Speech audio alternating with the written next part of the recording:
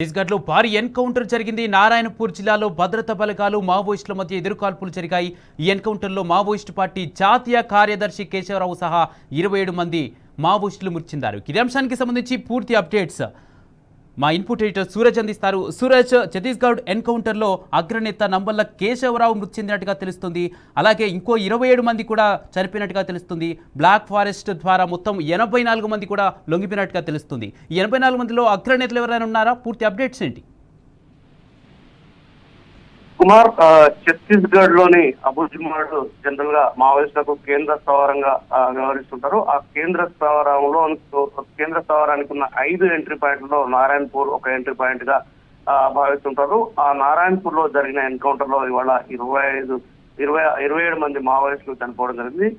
CRPF బలగాలకు మావోయిస్టులకు మధ్య ఎదురుకాల్పులు ఇంకా కొనసాగుతున్న విషయం తెలిసిందే. అయితే ఈ ఎన్కౌంటర్ లో మావోయిస్టు పార్టీకి సంబంధించిన కీలక నేత, అగ్రనేత, జాతీయ కార్యదర్శి నంబళ్ళ కేశవరావు కూడా మృతి చెందినట్టుగా అధికారికంగా ప్రకటించిన పరిస్థితి మనం చూస్తూనే ఉన్నాం. అయితే ఈ ఎన్కౌంటర్ పైన ప్రధానమంత్రి నరేంద్ర మోడీ కూడా స్పందించడం జరిగింది. మావోయిస్టులపై ఘన విజయం సాధించామని చెప్పేసి ఆయన ప్రకటించిన పరిస్థితి కనిపిస్తుంది.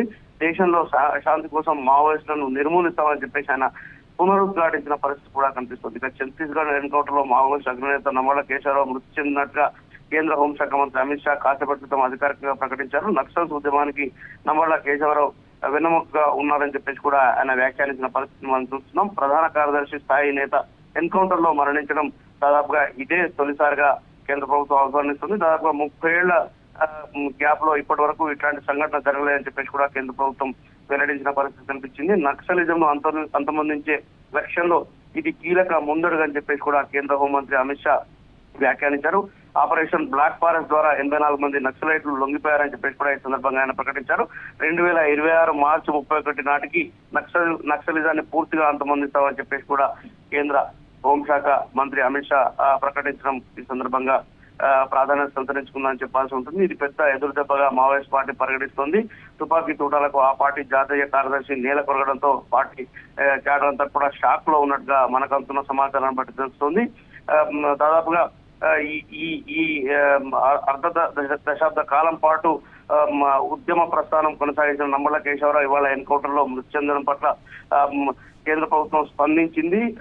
మొత్తంగా చూసుకుంటే కనుక మావోయిస్ట్ పార్టీకి ఇది తీవ్రమైన ఎదురుదెబ్బగా వాళ్ళంతా కూడా భావిస్తున్న పరిస్థితి కనిపిస్తుంది. మావోయిస్ట్ పార్టీ వెన్నుముక Nambala Keshavarao alias Basavaraju, alias Ganganna, alias Krishna, alias Prakash Chhattisgarh లో ఎన్కౌంటర్ లో హతమయ్యారు. శ్రీకాకుళం జిల్లా జీఎన్నపేట గ్రామవాసి Keshavarao Warangal regional engineering college లో ఆయన ఎంటెక్ ను పూర్తి చేయడం జరిగింది. లోయర్ మిడిల్ క్లాస్ కుటుంబానికి చెందిన ఆయన 1974లో ఆర్ఈసీలో రాడికల్ స్టూడెంట్ యూనియన్ కార్యకలాపాల్లో యాక్టివ్ గా పాల్గొనడం జరిగింది. ఆ తర్వాత కొండపల్లి సీతారామయ్య ఇచ్చిన పిలుపు మేరకు ఆయన విప్లవ రాజకీయ ప్రస్థానం మొదలైందని చెప్పాల్సి ఉంటుంది. దాదాపుగా 1/2 దశాబ్దం పాటు ఆయన మావోయిస్టు పార్టీలో కీలక పాత్ర పోషించారు.